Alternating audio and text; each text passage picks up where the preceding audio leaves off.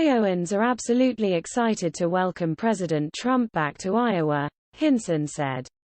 She said she is excited to see Trump speak at the rally tonight too, and noted that Iowans' eagerness to see Trump is apparent just by looking at the poll numbers that show Trump's approval is higher today than when he was in office. She also pointed to the contrast between Trump's and Biden's failure after failure, Hinson said, talking about Biden's presidency. Iowans clearly want common-sense policies, but all they're getting from the Biden administration are broken promises after broken promises. And when you look at President Biden and the work that he has supposedly done, all he's done is caused a crisis everywhere you look. You talk about the thousands of illegal immigrants crossing the border, the Taliban takeover of Afghanistan, the grocery store lines, where Iowans are paying more for everyday goods because of inflation, and you talk about those jobs, numbers. We've seen the biggest dive towards socialism, not only in the policies proposed but in the policies implemented. And so, all of these things are compounding, and it's the wrong direction for our country.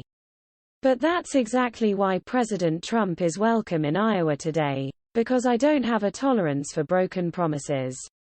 And we know President Trump followed through on those promises and delivered for the American. Hinson mentioned that the administration has made it very clear, in the direction it wants the country to go. Not in the best direction.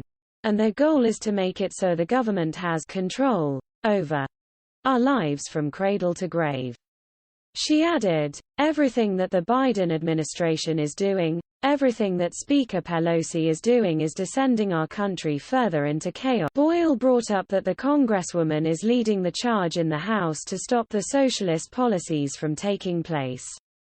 He mentioned that one way is the Protecting Financial Privacy Act of 2021, which was introduced last week, to stop the Democrats from tracking personal transactions Americans make worth over $600, instead of the $10,000 limit the IRS already follows. The Democrats are using the radical $3.5 trillion reconciliation bill as a vehicle to allow the IRS access the bank accounts of Americans, along with nearly quadrupling the department's budget to go after more Americans. Hinson explained that, every time you would spend or earn $600, the Biden administration's IRS wants to know about that transaction, agreeing with Boyle that, it's a trip to the grocery store, maybe you've got a repair on your car, your paycheck coming in, maybe you're sending some money to your kids through your. Why does the government need that?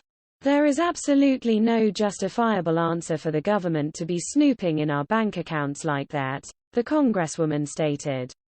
What an overreach into our lives, and our livelihoods, and so this is a time when we should not be funding more IRS agents.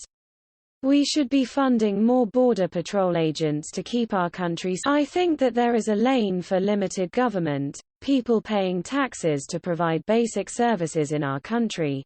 But this misguided proposal isn't about that missing revenue.